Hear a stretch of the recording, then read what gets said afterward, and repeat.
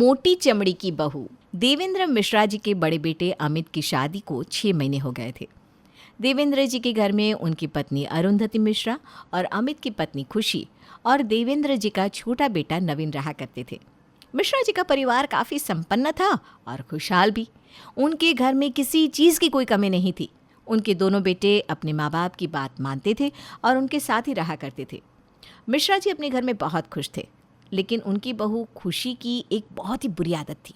वो किसी काम को गलत करने के बाद बार बार समझाने के बाद भी उसे ठीक करने की कोशिश ही नहीं करती थी। इसकी वजह से अरुंधति बहुत परेशान रहती थी। अरे खुशी बहू, देखो आज तुम्हारे पापा जी को ना कढ़ी चावल खाने का बहुत मन कर रहा है, तो तुम ज़रा बढ़िया सी कढ़ी बना देना।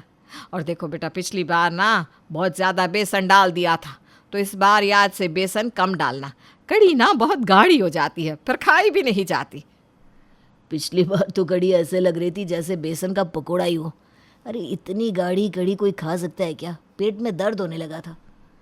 मम्मी जी, पापा जी, इस बार ऐसा कुछ नहीं होगा। खुशी रसोई में जाकर कढ़ी चावल बनाने की तैयारी करने लगती है और कुछ देर के बाद वो टेबल पर खाना लगा देती है। क्या बात है भाभी, आज तो खाने की बहुत अच्छी खुशबू आ रही है रसोई से। कढ़ी चावल बनाए क्या? हाँ दिव्या जी, पापा जी का बहुत मन था ना, इसलिए। लेकिन जैसे ही अरुंधति कढ़ी के बर्तन के ऊपर रखा ढक्कन हटाती है, अपना सर पीट लेती है। अरे खुशी बहू, मैंने तुमसे कहा था ना कढ़ी एकदम पतली बनाना। तुमने तो वापस पिछली बार के जैसे ही कढ़ी बना कर रख दी। कितनी बार कहा है बेसन कम डाला करो। अरे मम्मी, मैंने तो कम ही डाला था। मैं तो इस कढ़ी को नहीं खा सकता, पिछले बार भी मेरे पेट में दर्द हो गया था। हाँ भाभी, मुझे भी इतनी गाढ़ी कढ़ी अच्छी नहीं लगती। और इतना कहकर सब लोग वहाँ से चले जाते हैं। खुशी, मैंने तुमसे कितनी बार कहा है कि अगर मैं तुम्हें किसी काम के बारे में समझाया करूँ तो उसे समझने की कोशिश करो। मम्मी जी, मैंने तो आपने जैसे कहा था वैसे ही बनाई थी। अब अच्छी नहीं बनी तो इसमें मेरी क्या गलती?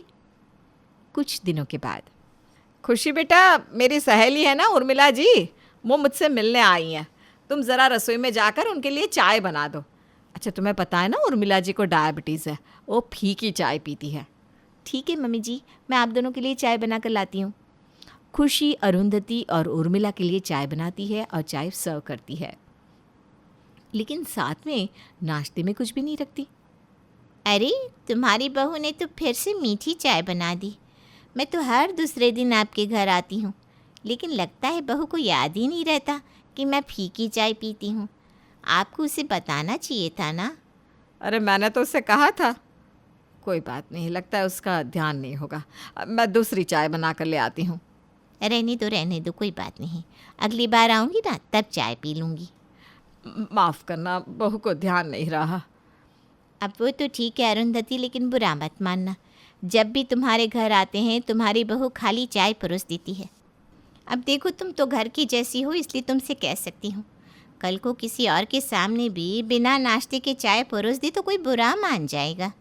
मेरा तो कुछ नहीं, मैं तो तुम्हारी पुरानी सहेली हूँ। मैंने खुशी को कई बार समझाया है, लेकिन पता नहीं क्यों ये एक गलती बार बार करती रहती है। ठीक है, मैं उसे समझाने की कोशिश करूँगी। उर्मिला के जाने के बाद। खुशी, मैंने तुमसे कितनी बार कहा है, इस तरह घर पर कोई आए तो उसे खाली चाय परोसना अच्छी बात नहीं। नमकीन बिस्किट कुछ तो लेकर आया करो। अरे मम्मी जी, घर में नमकीन बिस्किट थे ही नहीं, तो मैं कहाँ से लेकर आती? मैंने तुमसे कहा था ना, हर दूसरे तीसरे दिन रसोई का जो भी सामान खत्म हो जाए उसकी लिस्ट बनाकर अमित को दे दिया करो। हाँ मम्मी, आपने कई बार कहा, लेकिन मुझे ध्यान ही नहीं रहता। देखो बेटा, इस तरह बार बार मेरी बात को टालने से कुछ नहीं होगा। ये कोई अच्छी बात नहीं है। अब जल्दी से सामान की लिस्ट बनाओ और अमित को भेज दो, वो ऑफिस से आते वक्त लेता आएगा। इतना कहकर अरुंधति वहाँ से चली जाती है। अगली सुबह जब सब लोग सोकर उठते हैं तो चाय का इंतज़ार करते हैं। क्या बात है, आज तो बहुत देर हो गई, खुशी ने चाय नहीं बनाई क्या? हाँ, मैं भी वही सोच रहा था पापा। इस वक्त तक तो खुशी चाय बनाकर ले आती है, आज पता नहीं क्या हो गया। नवीन बेटा, ज़रा अपनी भाभी को देख कर आ तो, वो चाय बना भी रही है या नहीं। अरे वो लीजिए, भाभी खुद ही आ गई। क्या हुआ खुशी, आज तुमने सुबह की चाय क्यों नहीं बनाई? वो क्या है ना मम्मी जी, रसोई में चाय की पत्ती ख़त्म हो गई थी। अब इतनी सुबह सुबह तो कोई दुकान भी नहीं खुली होगी, तो मैं चाय नहीं बना पाई। लेकिन मैंने कल शाम को तुमसे कहा था ना, रसोई का जो भी सामान खत्म हो रहा है उसकी लिस्ट अमित को भेज दो। हाँ मम्मी, आपने कहा तो था, लेकिन मैं भूल गई। मुझे लगा सामान बाद में आ जाएगा। खुशी, इस तरह की लापरवाही ठीक नहीं। अब देखो, तुम्हारी ज़रा सी गलती की वजह से सबका सुबह सुबह का चाय का मूड खराब हो गया। ठीक है, जो हुआ सो हुआ, लेकिन अभी के अभी जाकर किचन में जो भी सामान खत्म हुआ है उसकी लिस्ट बनाओ। और अमित, तुम ऑफिस से लौटते वक्त वो सामान ले आना। ठीक है मम्मी, मैं लेता आऊँगा। अरे भाभी, चाय नहीं तो क्या हुआ, कम से कम नाश्ता तो बना दीजिए, भूख लगी है और कॉलेज भी जाना है। हाँ ठीक है, अभी बना देती हूँ। इतना कहकर खुशी रसोई में चली जाती है और नवीन के लिए सैंडविच बनाकर ले आती है। ये लीजिए देवर जी, चीज़ वाले सैंडविच खा लीजिए। भाभी, आपको पता है ना मैं चीज़ वाले सैंडविच नहीं खाता हूँ, मुझे चीज़ सूट नहीं करता। फिर आपने ये क्यों बनाया? अरे घर में कुछ और था ही नहीं, तो मैंने सोचा यही बना देती हूँ। लेकिन खुशी, तुम्हें पता है ना नवीन चीज़ खाता ही नहीं, तो फिर ये बनाने का क्या मतलब था? और ये बात तो मम्मी तुम्हें रोज़ ही समझाती है ना। हाँ समझाती है, लेकिन मैं भूल गई थी। मुझे लगा क्या पता आज देवर जी खा लेंगे। देखो खुशी, अगर तुम्हें कोई बात कही जाए तो उसे समझा करो और याद भी रखा करो, वरना तुम ये गृहस्थी कैसे चला पाओगी। ठीक है मम्मी जी, मैं आपकी बात ध्यान रखूंगी। खुशी, हर बार ये कह देना काफ़ी नहीं होता। तुम हर बार कह देती हो ध्यान रखूंगी, लेकिन क्या ध्यान रखती हो? अच्छा ये बताओ, मेरी जो शर्ट मैंने तुम्हें कल वॉश करके आयरन करवाने के लिए कही थी वो करवा दी? अरे नहीं नहीं नहीं नहीं, वो तो अभी वॉश ही नहीं किया, आयरन कहाँ से करवाऊंगी, मैं तो बिल्कुल ही भूल गई। जानती हो खुशी, आज प्रेजेंटेशन के लिए मुझे वही शर्ट पहननी थी, वो मेरे ऑफिस की यूनिफॉर्म वाली शर्ट है। अब तुम्हारी गलती की वजह से मेरा प्रेजेंटेशन नहीं हो पाएगा। लेकिन इसमें मेरी क्या गलती? पिछली बार भी यही हुआ था खुशी, कितनी बार कहा है तुमसे, तुम्हारी समझ में क्यों नहीं आता? कहाँ ना भूल गई थी, अगली बार ध्यान रखूंगी। और मैं आपकी शर्ट अभी वॉश कर देती हूँ बस। अरुंधति को समझ में ही नहीं आ रहा था कि वो अपनी मोटी चमड़ी की बहू को किस तरह से समझाए। क्या खुशी को अपनी गलती का एहसास होगा? क्या वो लोगों की बातों को सीरियसली लेना शुरू करेगी? क्या मोटी चमड़ी की बहू बातें समझना सीख जाएगी? देवेंद्र मिश्रा जी के बेटे अमित की पत्नी यानी कि खुशी मोटी चमड़ी की बहू थी। देवेंद्र जी की पत्नी अरुंधति अपनी बहू को समझा समझा कर थक जाती थी, लेकिन उसे एक बार में कोई बात समझ में ही नहीं आती थी। और उसकी इस आदत की वजह से अमित भी अच्छा खासा परेशान था। पिछले कई दिनों से वो अपनी पत्नी से कह रहा था कि उसे प्रेजेंटेशन में जो शर्ट पहननी है उसे वॉश और आयरन करके रेडी कर दे, लेकिन खुशी के ऊपर उसकी बातों का कोई असर ही नहीं हो रहा था। और फिर अगली सुबह घर में वही हुआ जो हमेशा होता था। खुशी, तुमने आज मेरी शर्ट वॉश करके नहीं रखी, मुझे मेरा प्रेजेंटेशन आज की जगह कल करना पड़ेगा। हाँ वो ना घर के काम में बिजी हो गई थी, तो मेरा ध्यान ही नहीं रहा। मुझे तो लगता है तुम घर के काम में बिजी नहीं बल्कि लापरवाह हो गई हो। तुम्हारे ऊपर किसी बात का कोई असर ही नहीं होता। सब घर वाले तुम्हारी इस आदत से बहुत परेशान हैं। मैंने कहा ना, आपने जो कहा है वो कर दूंगी। आप अपना प्रेजेंटेशन कल दे दो ना। इतना कहकर खुशी बड़ी ही लापरवाही के साथ वहाँ से चली जाती है। अगले दिन सुबह सुबह जब अमित ऑफिस के लिए तैयार होता है तो खुशी को आवाज़ देता है, मेरी शर्ट लेकर आओ। कौन सी शर्ट अमित जी? अरे वही जो मुझे प्रेजेंटेशन में पहननी थी, तुमने कल तो वॉश करके नहीं रखी थी, आज तो किए ना। ओह आई एम सॉरी अमित, मेरे ना दिमाग से बिल्कुल निकल गया। मैं तो शर्ट आयरन करना भूल ही गई। खुशी की बात सुनकर अमित नाराज़ होकर ऑफिस चला जाता है। खुशी की छोटी छोटी गलतियों की वजह से और किसी बात को न समझने की वजह से घर के लोगों को बहुत परेशानी होने लगी थी। कुछ दिनों के बाद, देखो खुशी बहू, अमित की बुआ जी के घर में शादी है और हम सबको वहाँ जाना है। मेरे घुटनों में इतना दर्द रहता है। एक काम करो, तुम ना 4-5 साड़ियाँ खरीद कर ले आओ, हमें बुआ जी के घर में गिफ्ट करनी है। ठीक है मम्मी जी, लेकिन किस तरह की साड़ी लानी है ये तो बताइए, वरना बाद में आप कहेंगी कि मैंने ध्यान ही नहीं रखा। हाँ बहू, तुम ठीक कहती हो। एक काम करो, सिल्क की साड़ियाँ ले आना। बुआ जी को सिल्क की साड़ियाँ बहुत पसंद है। 2 साड़ियाँ बुआ जी के लिए और 2 साड़ियाँ उनकी बहू के लिए लेनी है। और मम्मी जी आपके लिए, अगर आपके लिए लानी है तो बता दीजिए, मैं वो भी लेकर आऊँगी। अरे नहीं बहू, मुझे नहीं चाहिए। और देखो, साड़ियाँ पैक करवा कर मत लाना, पहले मैं चेक करूँगी और उसके बाद ही हम बुआ जी को साड़ियाँ गिफ्ट करेंगे। ठीक है मम्मी जी, हम साड़ियों की पैकिंग ना घर पर कर लेंगे। अभी मैं सिर्फ साड़ियाँ खरीद कर ले आती हूँ। खुशी मार्केट जाती है और शॉपिंग करके वापस लौट आती है। लेकिन ये क्या, खुशी ने तो सारी साड़ियाँ गिफ्ट पैक करवा ली थी। अरे मम्मी, ये सारी साड़ियाँ तो गिफ्ट पैक है, अब आप इन्हें चेक कैसे करेंगी? खुशी बहू, मैंने तुमसे कहा था ना कि साड़ियों की गिफ्ट पैकिंग मत करवाना। अब मैं बिना देखे बुआ जी को साड़ी कैसे दूंगी? अरे मम्मी जी, इसमें देखने की क्या ज़रूरत है, सारी साड़ियाँ बहुत सुंदर है। लेकिन फिर भी सारी साड़ियाँ देखना बहुत ज़रूरी है अरुंधति। एक काम करो, ये गिफ्ट पैकिंग खोल लो, हम दोबारा पैक कर लेंगे। लेकिन पापा, ये गिफ्ट पैकिंग तो शोरूम से करवाई हुई है। आप देख रहे हैं ना कितनी सुंदर पैकिंग है। हम लोग घर पे इतना अच्छा पैक कर ही नहीं पाएंगे, और हमारे पास इतना वक्त भी नहीं है कि दोबारा बाहर जाकर पैक करवा ले।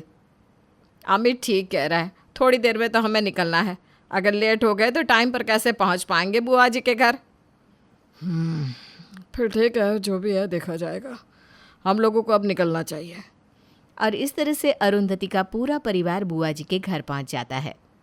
अरे आओ आओ अरुंधति तुम लोगों को देखकर बहुत अच्छा लगा। कैसे बुआ जी? अरे मैं बिल्कुल ठीक हूँ बेटा, शादी के बाद तो पहली बार आ रहा है हमारे घर। बुआ जी, ये आपके और आपकी बहू के लिए कुछ गिफ्ट है। अरे इन सब की क्या ज़रूरत थी? ज़रूरत क्यों नहीं थी? और जानती हैं आप, बड़े प्यार से अरुंधति आपके लिए गिफ्ट लेकर आई हैं। हाँ बुआ जी, मम्मी जी आपके लिए गिफ्ट लेने के लिए बहुत परेशान थी। वो आपको ना अच्छी से अच्छी चीज़ देना चाहती थी, इसीलिए उन्होंने अपनी पसंद से ये साड़ियाँ आपके लिए खरीदी है। कुछ देर बुआ जी के घर रुकने के बाद अरुंधति का परिवार वापस अपने घर लौट आता है। लेकिन अगले दिन सुबह सुबह बुआ जी अरुंधति के घर पहुंचती है और वो बहुत गुस्से में थी। क्या हुआ, आप सुबह सुबह यहाँ पर? ये कैसा मजाक है अरुंधति? अगर तुम्हें मुझे गिफ्ट नहीं देना था तो ना देती, मगर ये सब करने की क्या ज़रूरत थी? अरे लेकिन हुआ क्या है, आप इतने गुस्से में क्यों लग रही हैं? ये इस तरह की साड़ियाँ कोई किसी को गिफ्ट में देता है क्या? और तुम तो जानती हो कि मैं सिल्क की ही साड़ियाँ पहनती हूँ। इस तरह की कॉटन की साड़ियाँ तुमने मुझे और मेरी बहू को दी, और इनकी कलर देखो कितने अजीब है। माफ़ करना, लेकिन इस बार ना साड़ियाँ मैं खरीद कर नहीं लाई थी, खुशी लेकर आई थी। क्यों झूठ बोलती हो? कल तो तुमने कहा था तुम अपनी पसंद से बहुत अच्छी अच्छी साड़ियाँ मेरे लिए खरीद कर लाई हो। वो तो मैंने इसलिए कहा था क्योंकि मुझे लगा कि साड़ी कोई भी लाए क्या फ़र्क पड़ता है, और अगर मैं कहूँगी कि मैं लेकर आई तो आपको अच्छा लगेगा। इसका मतलब तुम झूठ भी बोलती हो? अपनी गलती का सारा इल्ज़ाम अपनी बहू के माथे लगा रही हो? नहीं नहीं, ऐसी कोई बात नहीं है, मैं तो बस। लेकिन बुआ जी अरुंधति की कोई बात नहीं सुनती और नाराज़ होकर वहाँ से चली जाती हैं। उनके जाने के बाद खुशी बहू, इधर आओ। तुम्हें एक बार में समझ में नहीं आती क्या बात? क्या हुआ मम्मी, आप सुबह सुबह क्यों भाभी पर चिल्ला रहे हैं? अरे क्या बात है मम्मी, इतना गुस्सा क्यों कर रही हो? मैंने खुशी से कहा था कि बुआ जी के घर के लिए सिल्क की साड़ियाँ लेकर आना, लेकिन इसने गिफ्ट पैक के अंदर कॉटन की सस्ती साड़ियाँ डलवा कर बुआ जी को दिलवा दी। खुशी बहू, क्यों किया ऐसा? तुम जानती हो ना ये हमारे परिवार की इज्जत का सवाल है। अब पापा जी उस दुकान पर ना सिल्क की साड़ियाँ नहीं थी, तो मैंने सोचा जो मिल रहा है वही डलवा देते हैं। अरे खुशी, तुम्हें कोई भी बात समझ में क्यों नहीं आती? अब इसमें ना समझने वाली क्या बात है? सिल्क अवेलेबल नहीं था तो कॉटन की साड़ियाँ खरीद ली, अरे क्या फर्क पड़ता है? भाभी, फर्क तो आपको तब भी नहीं पड़ता जब आप मुझे चीज़ वाले सैंडविच खिला देती हैं, ये जानते हुए भी कि चीज़ खाने से मुझे एलर्जी होती है। आप लोग ना बेकार में परेशान हो रहे हैं, इन सब बातों से कोई फर्क नहीं पड़ता। देखो बहू, इतना लापरवाह होना अच्छी बात नहीं है। मुझे नहीं पता था कि तुम इतनी मोटी चमड़ी की बहू निकलोगी। अरे मम्मी जी, उसमें मोटी चमड़ी वाली क्या बात है? ठीक है, मुझसे गलती हो गई, आगे से ऐसा कुछ नहीं करूँगी। अगर ऐसी बात है तो अभी के अभी जाकर बुआ जी से माफ़ी मांगो और उन्हें कहो कि साड़ियाँ मैं नहीं बल्कि तुम खरीद कर लाई हो। अरे लेकिन मैं ऐसा क्यों कहूँगी? उस वक्त तो मैंने आपका नाम लिया तो आप खुश हो गई थी, है ना? और वैसे भी अभी मेरा मूड नहीं है माफ़ी मांगने का। और इस तरह से एक बार फिर खुशी के ऊपर अरुंधति की बातों का कोई असर नहीं होता। पूरा परिवार अपना सर पीट लेता है, लेकिन खुशी मुस्कुराते हुए वहाँ से चली जाती है। मम्मी आप ठीक कहती है, आपकी बहू वाकई में मोटी चमड़ी की बहू है, जिस पर किसी की मार या प्यार दोनों का असर होना नामुमकिन है।